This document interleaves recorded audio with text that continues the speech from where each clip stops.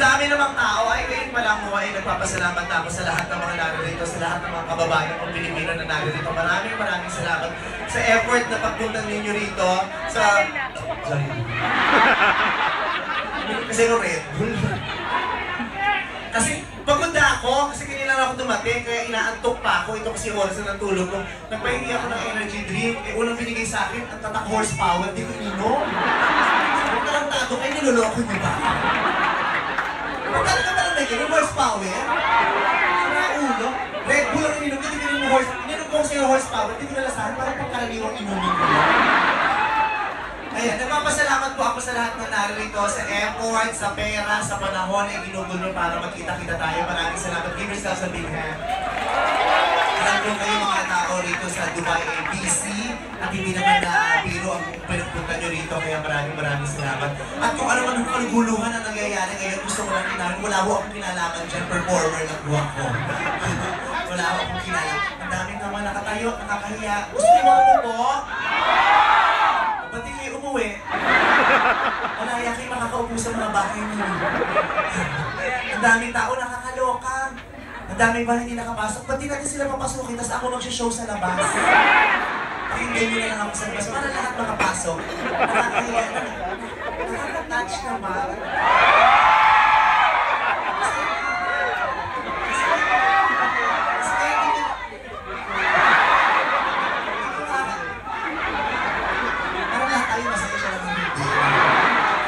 Tumingin, mga tarantado kayo, baka tayo na siya yung pinag-uusapan natin.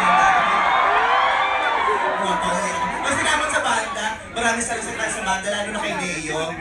Kasi ngayon lang kami... Ano ba? Wala kami sa akin ni Leo, gusto ko yung drummer.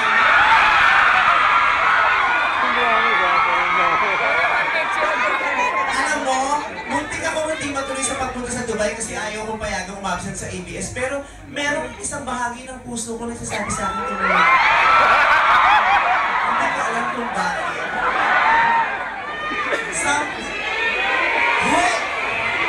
Mga ganun kalibukan niya. Wala akong hindi na ako nagagawa. Ito naman. Para kay... Gusto ba? Nakakahiya naman. Hindi ako handang kumis. Nakapag-ballet para kaya pa man din ako outfit. Diyos ko, lumabas ako sa hotel, may nagbigay sa akin ng susi. Sabi, please park na ka, please park na ka. Tarantado yun, o. Baho-baho, pamangkin yung kasi. Nakakala ko, may nakasabi ako sa elevator, ewan ko anong klaseng tao yun. Mas mabango pa yung bangkay na bagong trinit. Sabi, ano ba ito? Ang init na ang init ng ulo ko, tapos nakakasabay ka pa ng ganon. Sabi ko, bring me back to the Philippines!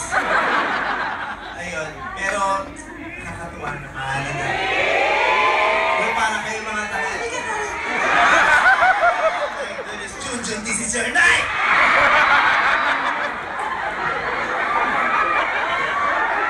Alam mo kanina, kausap ko si Leo, nagtatanong ako ng... Kasi wala kaming usapan, nagpatulong lang ako sa kanila. Sabi ko, baka pwedeng samahan niyo. Kung sila naman hindi nagdalawang salita, maraming salamat sa Manda, ang mabait dito. Palakpakan niyo naman sila.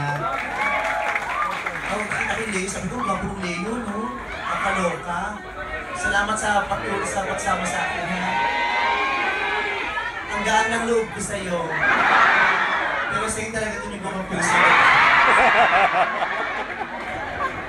Di ba nakilala? Di ba nakilala tayo? O, nagsipa ako sa Maynila kasi tayo.